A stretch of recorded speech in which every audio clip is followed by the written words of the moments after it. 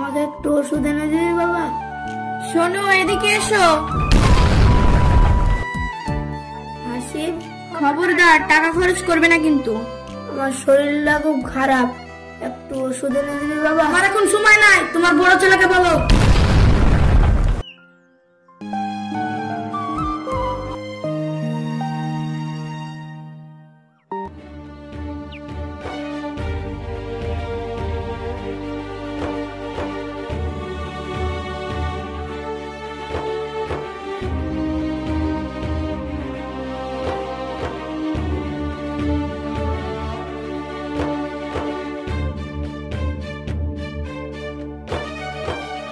হৃদয়, কোথায় যাচ্ছিস রে? কোথায় আর যাবো রে ভাই, শরীরটা খুব খারাপ। এখানে আয় বস।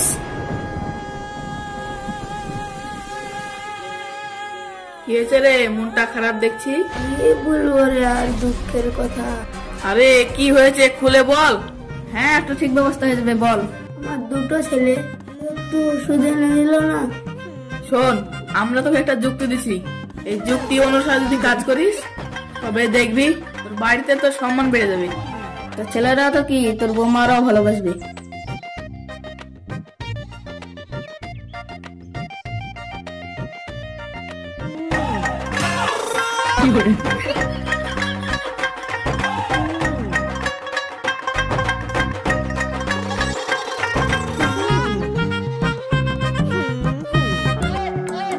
ব্যাপার, আব্বা বালিশ নিয়ে বাড়ি আসছে।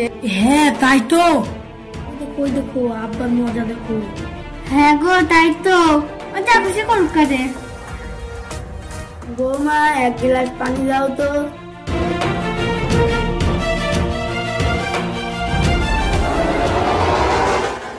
এই নিন।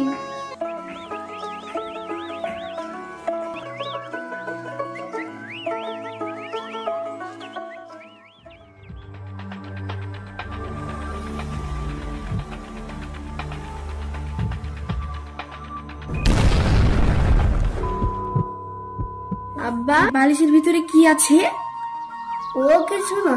আপনি বলছেন না আব্বা, সঠিক করে বলুন। কি আর বলবো মা, আমার কথা কি তোমরা বিশ্বাস করবা? করবো আব্বা, করবো।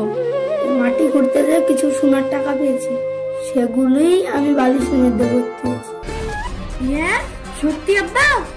তোমরা তো আর আমাকে দেখছো না, গ্রামে আমি কাউরি বাড়ি যাব, আমাকে যে দেখাশোনা করবে তাকেই বালিশটা দিয়ে দেবো। এ কি বলছেন আব্বা? আমি থাকতে আপনি কার বাড়িতে যাবেন? আমি না আপনার বড় বৌমা, আজ থেকে আপনার সমস্ত দেখাশোনার দায়িত্ব আমার। না বৌমা না, তোমার অনেক কাজ, তুমি কি আর সময় পাবে? পাবো না মানে? আপনি আমার শ্বশুর, মানে আপনি আমার আব্বার মতো।